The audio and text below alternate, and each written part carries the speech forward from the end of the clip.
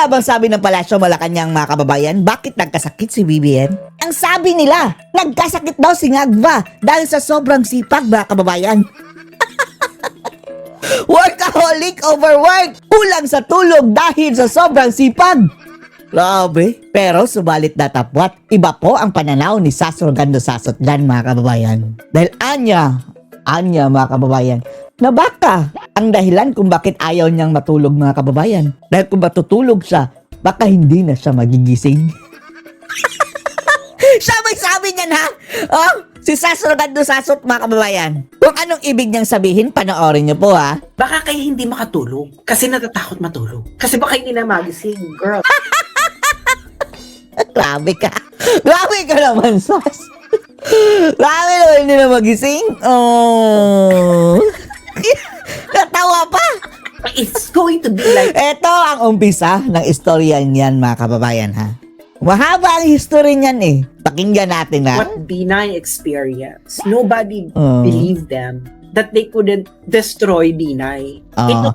Bago yan, mga kababayan, inanalyze na muna nila itong mga nagdaang pangyayari sa ating politika. At kung ano ang kaibahan, mga kababayan, sa ating sitwasyon ngayon. Only took PRD to run for president for Binay to lose. Pero in the balance, Binay would have been president in 2016 kung hindi nag-appear ang isang Duterte. Oh, dalawa sila eh. Marojas, mga kababayan, at Binay. Dark horse sana si mga kababayan, si Binay noon, 'di ba? Si Marojas kakampi ng administrasyon pero bumantot na si Marojas eh. Si Binay sana ang dark horse. Paano na yan naging dark na lang mga kababayan nung pumasok si Tatay Digong na totoong dark horse. Si Binay dark na lang.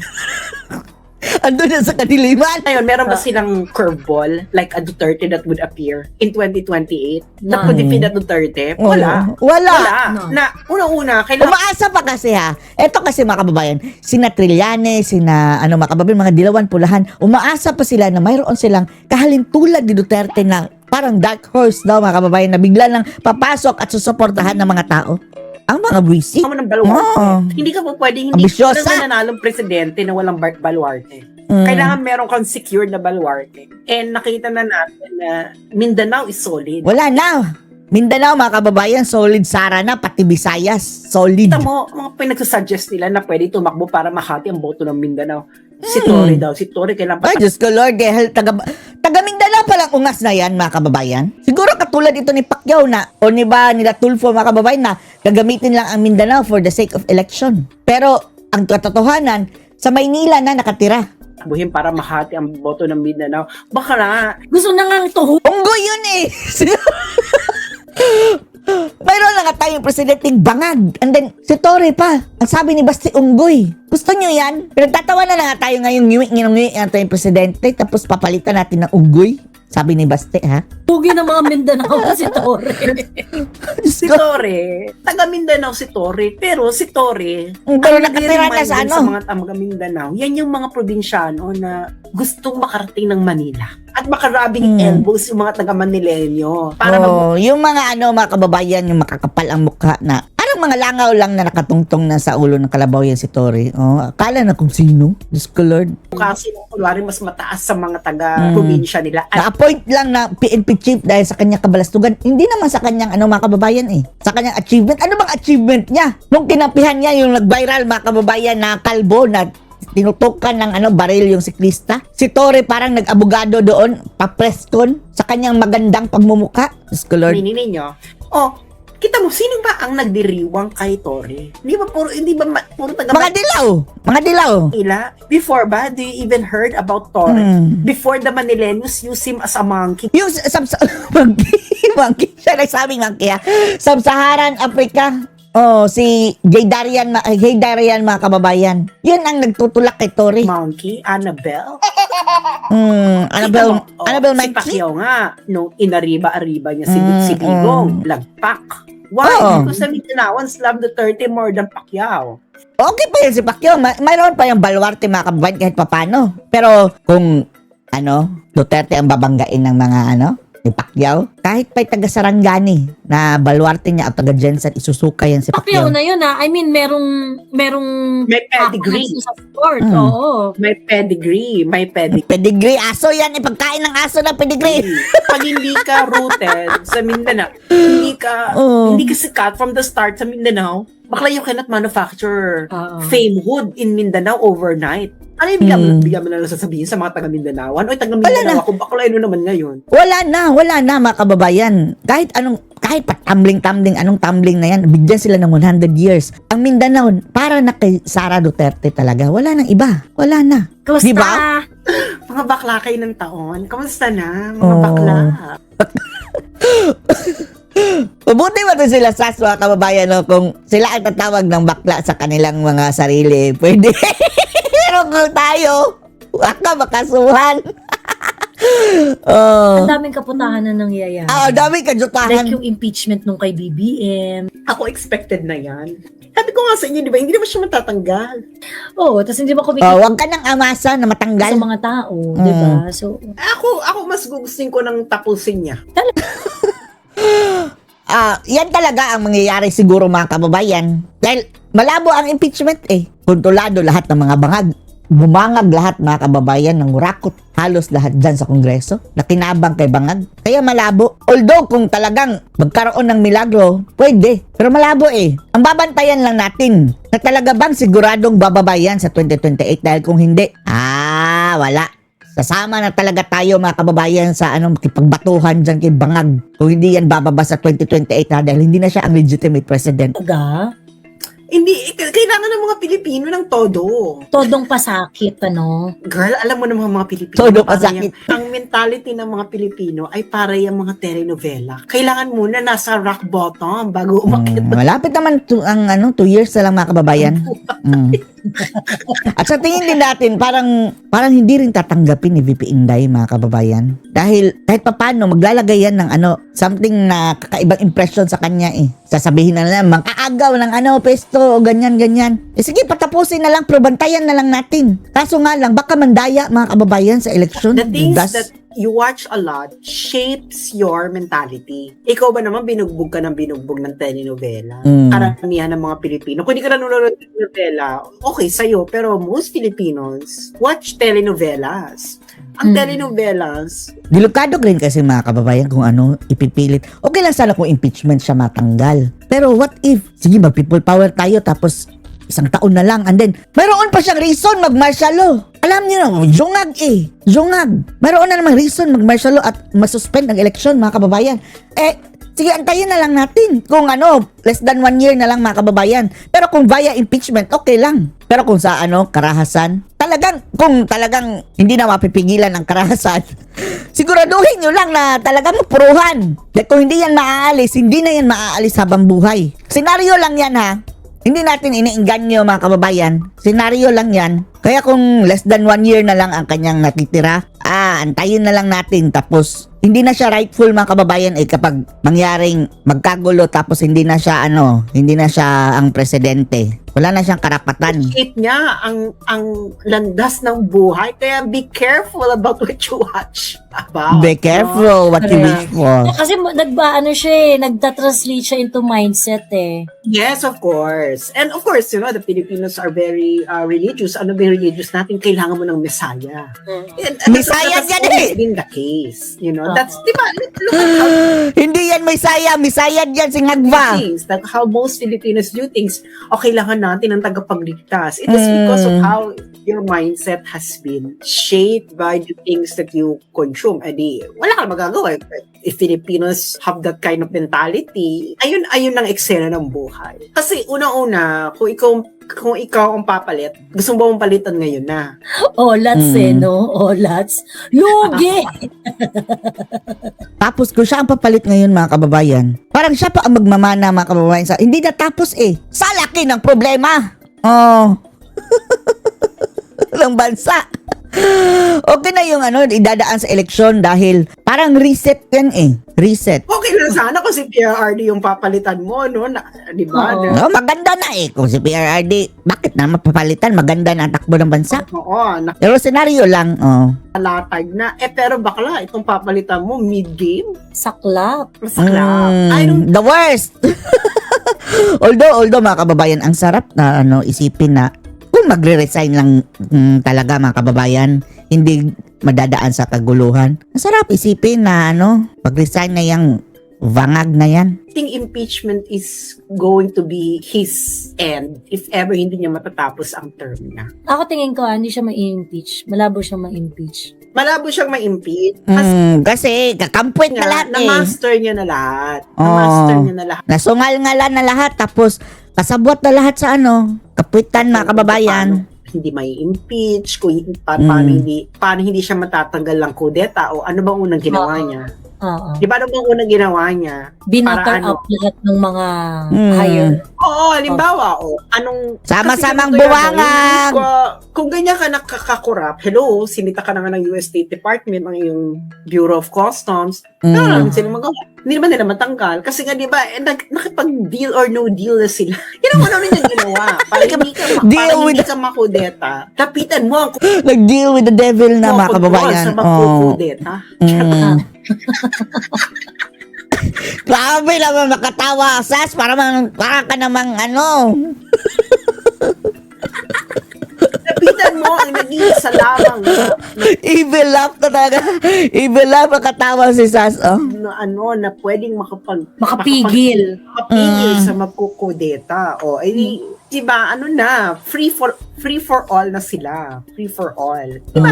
Before all na mga Hindi bangayes. corruption, tapos hindi pa rin binababoy sa Western media si BBM. Oo nga, talagang si Bibangag mga kababayan sa media talagang darling of the press. Ang dami ng kabalastugan mga kababayan, parang okay lang pa rin, give chance, ganyan pa rin mga kababayan, not a big deal, lalo-lalo na itong mga pasabog ni Aimee, sabi na bangag, mga kababayan, jungag. Tapos, ang media mga kababayan, lalong international media din, wala ding paki. Samantala ko Tatay Digong, prescription medicine na fentanyl, big deal, pati sa BBC. Can you imagine, despite all of it, can you imagine si PRRD nagsalita lang na ang niya sa painkiller niya is fentanyl, naging world grabe, news na. Tapos, grabe yung mga Amerikano na mga Putin na nag-interview sa kanya. You said that you want to fight the drugs. Why are you taking fentanyl? Oh, Diyos ko Lord. As if naman hinihit-hit ni Tatay Digong. Gamot yan eh. Ganyan. Ito, kapatid niya na mismo nagsabing dikit. Kapatid niya na mismo sabing Hindi niya napapansin yun. okay na. Hindi nga prescription. Hindi niyo ba napansin yun? Na si Hindi. PRRD, sinabi lang niya na ang Napansin namin yun. painkiller niya na pinrescribe ng doctor is fentanyl. Biglang, buong mundo na, buong Western media na, pala, ganyan. Pero to si BBM, chilled it. Hindi niyo ba nakikita ang takbo ng panahon? Kaya, matalino to si BBM. Alam niya na Matalino sa kalukuhan.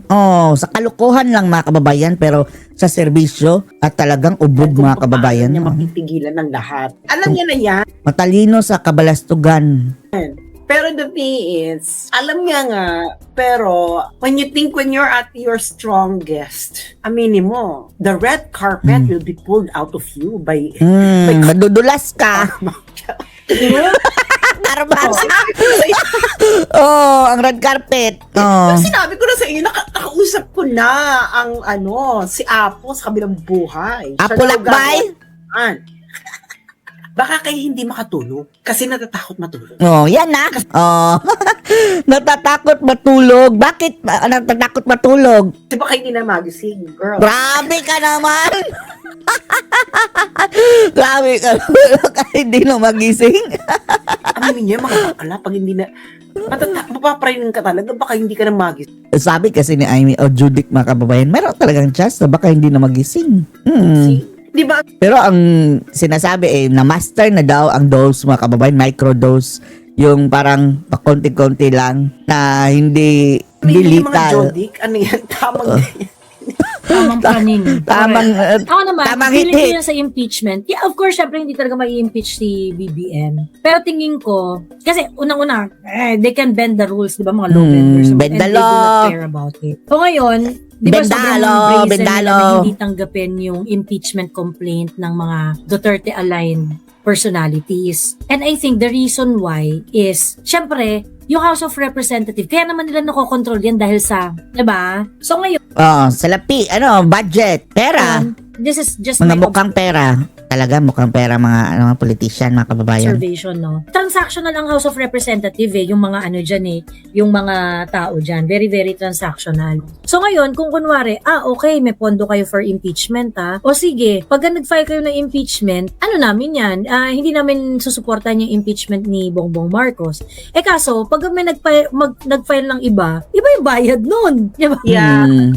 Yeah, of course, iba-iba yung bayan nun. Hindi talaga, actually, hindi talaga yan, kasi 2026 na Ano na ba? Magpe-February na, wala na, tapos na, girl. Time's up na. Actually, yung impeachment ngayon, yung opportune time ng impeachment para kay BBM to get immunity. Okay. Pero wala na yan. Time's up. Wala na. Dapat mga kababayan, yung 3 years pa lang. Na, Or actually, 2. Yung kay BBM, I really think that he would finish his term. Hindi lang natin alam kung paano. Kung bababa, paano kung hindi Anyway. bababa? So, ito kay Inday, any persecution from here on will only be good for Inday. Impeachment? O sige, pauupuin mo dyan si Inday for Inday will rule the airwaves for The social media, Ang ating lang hangad lang dyan mga kababayan is kung kahit hindi si BP Sara ang papalit, pero dapat si BP Sara. Para alisin lang yan si Marcos mga kababayan. Legally, sa time na mag-e-eleksyon na. Dahil mayroon ng mga mayroon ng mga, ay nako, alam nyo namang mga talent ng mga bangagis na yan mga kababayan. mainstream media before 2028. Diba? 20. Di ba ganyan na nangyari kay Binay? It backfired on them. Oo. Si Binay ang laman ng media for before the 2016 election. Dark horse. Hindi tumak- Binay the dark horse ang naging dark na lang. PRRD. Si Binay ang presidente. Ako malamang si Binay iboboto ko nun kasi fraternity brother ko yun Hindi ba? Hindi niyo papansin? Araw-araw binabakbakan si Binay. Mas malala pa ngayon kay Binay kasi talagang meron talaga yung money trace. Meron talagang property trace. So ito yung property ni Binay, billion, ito yung kanyang dummy. Bakla hanggang ngayon wala silang maganyan. Ang parating na lang nilang bukang bibig ay meron siyang mga kailangan natin buksan ng bank account. Bakla yung bank account ka ni Binay. Bakla yung mga properties ka ni Binay na buksan nyo. True. Tapos hanggang ngayon gusto nyo na ang kailangan mabuksan kasi doon natin at hindi pa sigurado para malaman natin kung may pumasok na confidential funds. Bakla sa baklang person na akbayan, hindi ba yun yung kaya niya? Kailangan mabuksan ang bank account ni Inday para malaman natin kung may pumasok na Putang ina nyo, wala pala kayong alam. Wala pala kayong ebidensya. Dami-dami yung issue sa buhay. Bakla, kahit may dumali siyang pera, paano may establish na galing ng confidential fund? Diba? Nakakadiri.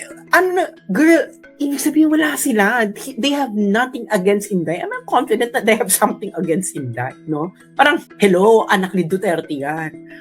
At hindi lang basta anak ni Duterte yan, mas grabe ang kay PRRD pagdating sa mga pagiging masinop sa pagiging hindi kurap.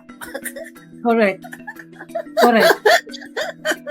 So, alam mo yun, kaya nga walang naniniwala sa kanila nobody could believe them. And I think it's going to be like what Binay experienced. Nobody believed them that they couldn't destroy Binay.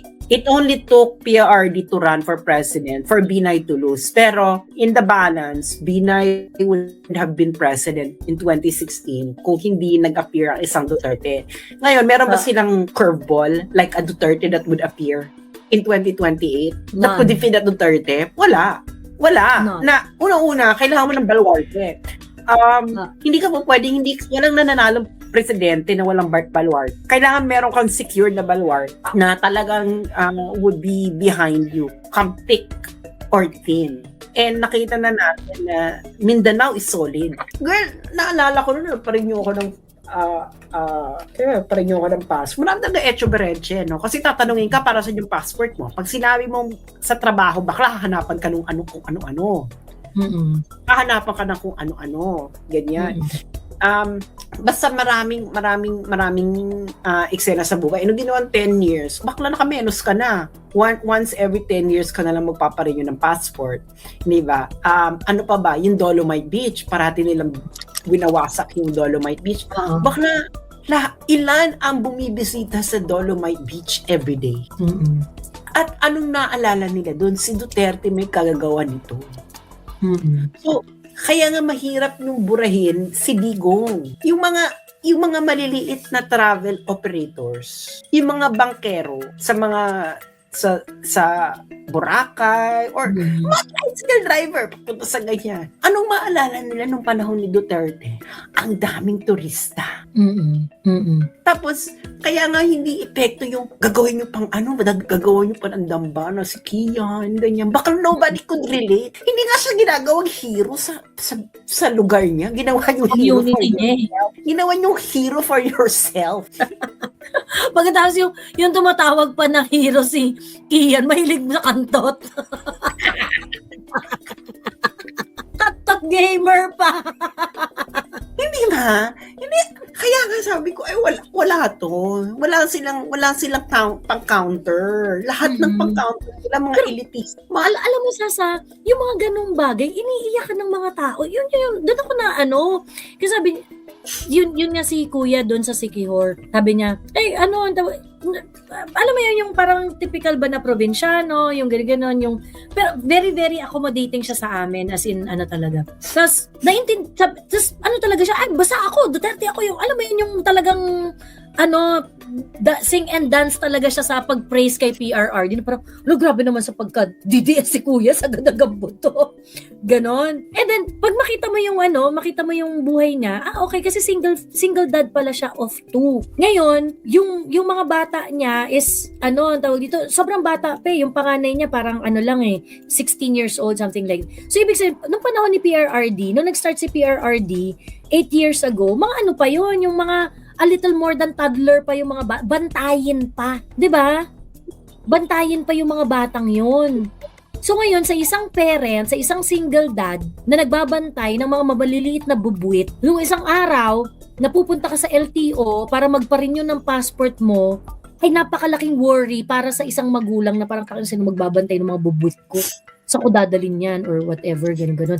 Pagkatapos yung gastos, the hassle that you have to go through just because you need to renew your license every so often. Tinanggal na ni PRRD yung burden na yun. Diba? Tinanggal na ni PRRD yung burden na yun. So for some people, hindi yan importante. Pero sa mga ordinaryong Pilipino na wala nang ibang maaasahan, PRRD just gave them 1 whole day for their family.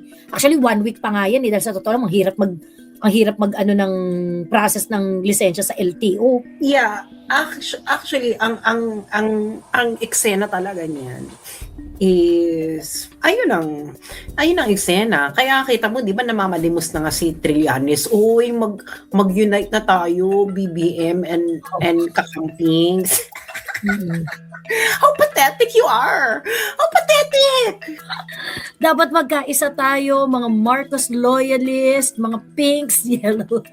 Alam mo, mali nga sila. Kasi nga, they really thought that, they really think that the BBM run in 2022 is the same BBM that they will have alliance with. Bakla magkaiba na yun. Oo. Paano? Una-una, magkahiwalay, bumukod na si Amy Marcos. Amy Marcos has her own hatak among the Marcos loyalists. At yung hatak ni Amy Marcos, yun yung totoong Marcos loyalist. Marcos loyalist. Kasi si Manang, inalagaan niya ang mga Marcos loyalist. Oo. Itong mga loyalist ni Bongbong, kumapit lang sa kanya kasi may power na siya. Yes. Saka itong kay Bongbong, ito na yung mga baguhang loyalista. Oo. At syempre, hindi pa karamihan ng mga bagong loyalista nanatiling BBM loyalista.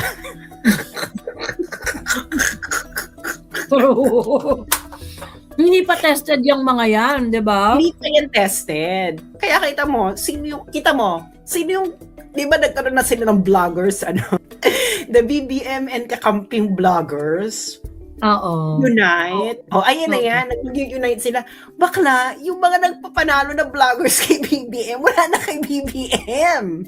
Yung mga nandyan sa inyo, yan na lang yung mga pumalit kasi nga wala ng option. Correct. Kinailangan na lang nila naman. Diba, I'm pretty sure, hindi mo bet si Marlica. Marlica is the original, one of the original Marcos loyalists. vlogger. Oo. Siya nga kauna-unahang tumiwalag. Kaya Si una Max, nang nagreklamo. si Max yung unang-unang tumiwalag. Tapos, wala na nga. It's wala na yung they are lost in space. They really think that the BBM, yung BBM ng 2022, kaya na-amor sa kanya ang mga tao dahil nga sa ginawa ni PRRD, pinalibing niya yung tatay. O nung pinalibing yung tatay, nailibing ang narrative ng Dilaw. Di ba? Nailibing. Diba kala, yung nagpalibing sa tatay, pinakulong mo sa ibang bansa. Oo. Di ba balik uli yung katantaduan niyo? Alam yung Manang yun. Si Manang, nanatili siya. Ay, hindi. Kailangan tayong maging tapat sa nagbigay ng ng dangal sa ating tatay. So, hindi nila nakikita yung the kakampings are blinded by their hunger for power. Ganun lang kasimple. They are blinded by their hunger for power. Na kahit ano na lang, kahit tae, kung ipapanalo nila kumain ng tae, kakain sila ng tae. Kakain. Correct. And they really think that the rest of Filipino don't see what they're doing. True. Ha? Girl, ito na honest. Sa tingin nyo ba, yung mga kakampings na ordinary natutuwa sa ginagawa ninyo? Bakla, alam mo mangyayari pa dyan? Merong pure na kakamping na tatakbo independently from this unholy alliance. Just to keep the torch burning of the pure kakampingness. Wala silang pakialam kahit matalo. Basta mananatili silang pure. At hindi nyo mapipigilan. Kasi hoda, no? Oo, kasi hoda. I'm pretty sure meron magaganyan sa mga campaigns. Dahil, ikaw Lalo na pagka kunwari senator ka, kung kunwari ikaw senator ka, pagkatapos ayaw mong makipag-tsuktsakan sa mga loyalist at saka sa ibang mga anti-Duterte na hindi aligned sa'yo, all you need to do is to get the blessing of Mama Lenny, diba? Oo. Pag nakuha mo yung blessing ni Mama Lenny, o at least merong voting power si Lenny Kasi si Lenny consistently delivered dun sa votes niya. Noong 2016 at saka noong 2022. Well, siya lang talaga. Siya naman talaga, oo. Ang kakamping Pero, halimbawa, once bigyan ni Lenny ng blessing itong Marcos Kakamping Alliance, bakla tapos si Lenny. Oo, tapos sila, ikasisira ni Lenny yan. Ikasisira ni Lenny yan. Sigurado ako dyan. Oo. Bakla 100%. Dahil Actually, he knows Kasi- accountable na nga ng mga pink si Lenny nung nakipagtsikahan siya kay Marcoleta at kay Manny Pacquiao. Talaga. Tapos makikipag-siya pa kay BBM. Tapos oo, correct. Ayun. Kaya hindi yan, kasi lalabas na kung ano talaga yung gusto nila, anong pakay na, opportunista ka pala dahil nasa kapangyarihan. Actually, gano'n na ang kakampis, opportunista kayo ngayon nasa kapangyarihan na si BBM, bati-bati na. Pero nang wala sa kapangyarihan, binababoy ninyo. Di ba? True. Nakikita ng mga tao yan, hindi tangay mga tao. Ano ba sa tingin sa mga tao? Tapos si Trillanes pa yung pinapagwapan nila ng narrative. Baka hindi nga nanalo sa Caloocan. Hindi ko, alam mo, in fairness kay, natatawa ako, may isang nag-comment sa wall ko. Sabi niya ganun, bilib-rin ako dito sa skill ni Trillanes. Yung kaya niya pagsamasamahin yung mga ganitong klaseng tao. Who can do that? Only Trillanes! Di ba? Hindi, sa kayo, pinagsama-sama pa nila. Sino ba ito? Mga hindi naman ito kilala. Oo. Diyos ko. Alam mo yun, Baka hindi ka nga manalo sa Caloocan, tapos magpapanalo ka ng presidente.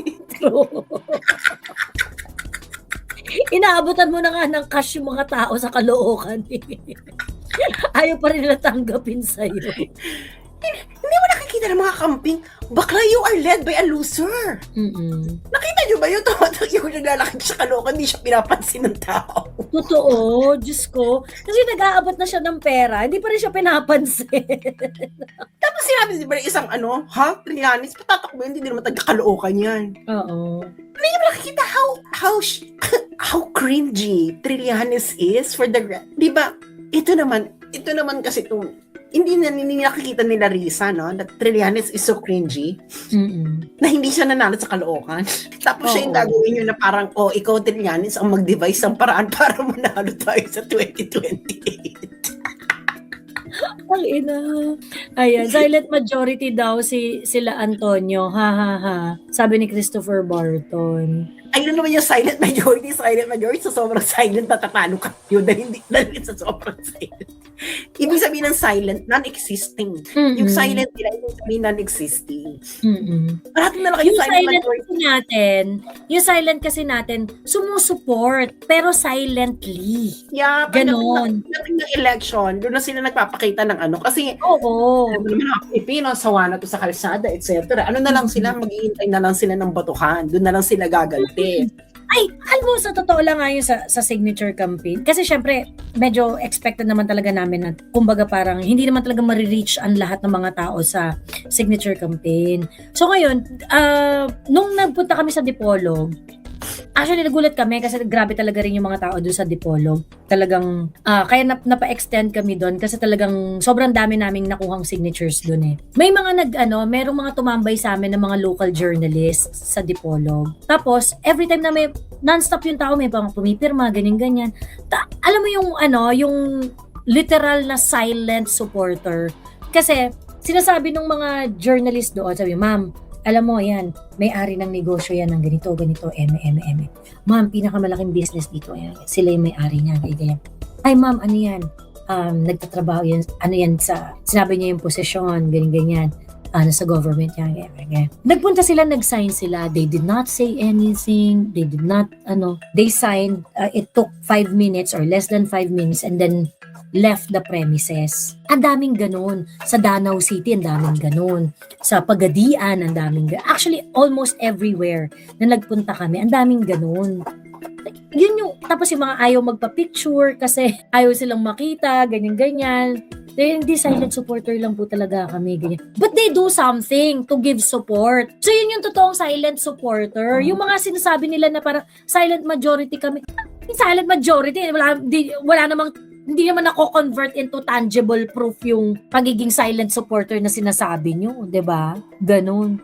Ang silent supporter na tinutukoy natin dito, yung silent, hindi lang nagsasalita sa social media, pero kumikilos. Ganun. Yung silent supporter ninyo, parang kayo lang yung kausap. Hindi mo naman nararamdaman. Hindi mo namin nararamdaman sa eleksyon, hindi namin nararamdaman sa suporta sa inyo, ganyan. Di ba? Parang, Their problem is, they have not really crafted. Ito, nung panahon naghiwalay si Sara at si BBM. Okay, nawasak ang unit team. Ang malaking pagkakamali ng kakampings is pumili sila ng side. oo. Ang pinili pa nilang side, yung loser. Yung loser na side. Actually, totoo. Pumili sila ng side. Nung nagkaroon tapos nabulwag-bulwagan na yung trillion level corruption, ang sinabi nila, nagmamasid, bakla! It will haunt you forever. True. Kayo ang taga-masid ni BBM. Bakla, mas worse pa kayo kay Amy Marcos. Si Amy Marcos, kapatid, sinuka niya yung kapatid niya, tapos kayo. True. It's not gonna work. Mm-hmm. Wala na sila. Dapat ang ginawa nyo noon, nagwala unit team. Mm-hmm. It was your opportunity to carve your own. Kasi wala na yung open season. They could have at least look at the issue objectively na parang, galit kami sa mga Duterte, pero sa isyong to, tangina, di ba? Yung mga ganon. Dapat. Kasi nga, it was an opportunity this opportunity may be for you. Hi, I'm Lynn, Las Vegas Malls. This opportunity may be for you. Kasi nga, naghiwalay. Okay. Buti na lang, di ba? Kasi kung ako advisor ng kakampings, di ba, nangyayari? Siyempre, kailangan nyo muna mag-meeting o mga bakla. Nawasak na ang marriage. Anong gagawin natin? Itong ganitong tactic, alam mo sinong feeling kong merong ganitong tactic na dumikit tayo kay BBM? Trillanes! Kasi Trillanes, ano siya? Palipat-lipat siya. Basta kung opportunista yan eh. Oo.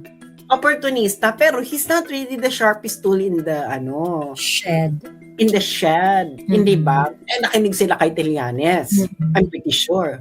O ngayon, ang sigurong advice, maki-jamming tayo kay maki-pot session tayo kay BBM dahil pare-pareho naman kayo. Anyway. So ngayon, akala nila lalakas. Oo. Akala nila lalakas, di ba? Pero hindi nila alam, ginamit lang din sila ni BBM. Kasi wala nang natural home si BBM. Wala na siyang loyalista eh.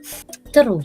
Ang loyalista, wala sa kanya. Any support BBM has right now is untested. It's tested na siya, girl. Natalo na sila ng 2025 elections. Hindi, wala naman, yung sumusuporta sa kanya ngayon, wala naman yun nung natalo siya eh. Hindi nga, kaya nga, na nga siya, tested na nga yung sumusuporta sa kanya. Natalo sila nung walang partido federal. Walang partido federal ang pumasok dun sa sa Magic 12. Ay, oo, yung 2025 na election. Tested na. Correct. Kung strong ang kanyang base, yung partido mo, mananalo yan. Oo. May mananalo at mananalo Panalo sa partido mo. Dahil nga, dadalhin niya ng support base mo. Oo. Supposedly, si Manny Pacquiao yun. Kasi si Manny Pacquiao. Di ba ganun kakaolats? Yung ang flag bearer na ng Partido Federal is si Manny Pacquiao. Natalo ba?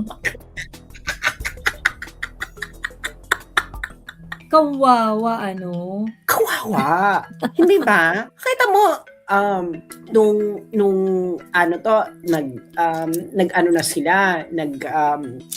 nag-eksena na sila time tested na. Wala kayong patutunguhan diyan.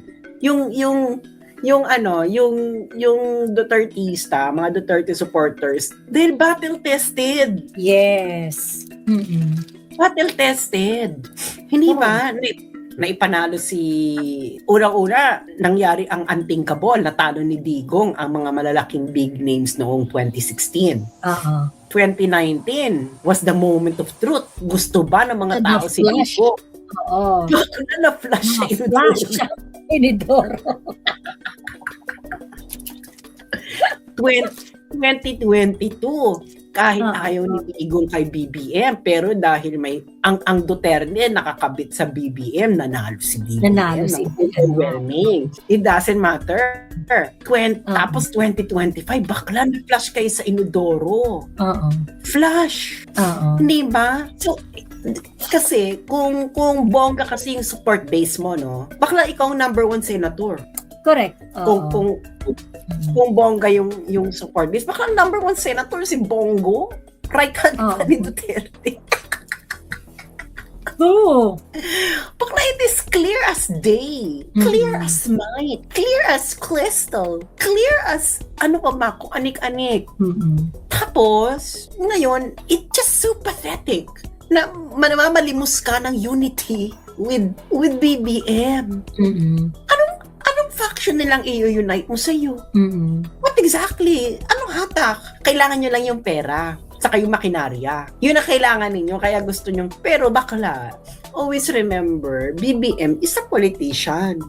And losing kayo, kakampings. Sa tingin nyo ba, at any moment in the future, si BBM hindi lalapit kay Saradingdong, Badingdong.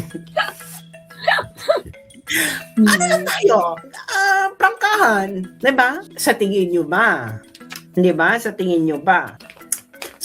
Siyempre, bakla, mag-iisip na yan ng in the near future. alam mo naman si BBM, or si Lisa, na hindi naman yung boba si Lisa, no? Oo. Alam niyo man naman ang dalawang yan, they will put their eggs in one basket. Mm-mm. They're not the type. Mm-mm. They even pay $40,000 for eggs.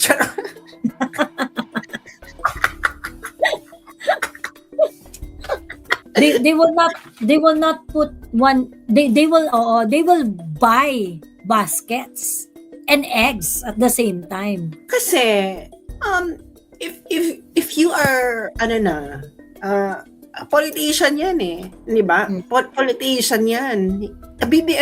This is not BBM's best friend's race. Mm-mm. Di ba? Kasi, bakla, natapos ang BBM admin. Kakamping ang mananalo. Bakla lahat ng, kung may problema sa panahon ng presidency mo after 2020, bakla ang mabubuntungan ng sisi is BBM admin. Oo. Bakla kung ikaw ba kakamping, nanalo ka 2028. Mm-mm. Bakla alam mo naman sabihin mo, sisihin mo panahon ni Duterte. Oo. Mm. Tsaka wala silang pake. Kung kunwari nanalo yung pink ng 2028, wala silang pake. Okay. Siyempre kung, di ba, ganyan naman kayo eh. Kung wala kayong magawang paraan sa panahon ninyo, sisisihin nyo yung kabilang administrasyon, ganyan na kayo. Di ba? Kaya nga, mirror image ni Pinoy, itong si BBM. Nung panahon ni Pinoy, sinong sinisisi niya tuwing may kaletse-letse sa gobyerno niya? Mm-mm. Si Gloria, di ba? Si PRR, di ba? Si PRR, di ba? Narinig niyo bang sinisi si Pinoy? Hindi nga niya pinakialaman na si Pinoy. Hinayaan na lang niya si Pinoy. Oo. Di ba? Kahit yung panahon kahit yung SAP 44, dead ma siya, bakla. Dead na siya, oo. Diba? Nag-focus siya in giving benefits dun sa mga, SAP 44. sa mga namatay. Hindi ma? Nakita nyo ba? Ito si BBM. Anong pinagagawa ng gobyerno niya? Bato sa last O pagdating sa kung manalo yung kakamping sa 2028, sino sisisihin nila kung may leche-leche sa gobyerno nila? Si BBM. Baka ikaw alam ni BBM na siya ang magiging punching bag ng susunod na administrasyon kahit sino pa yan.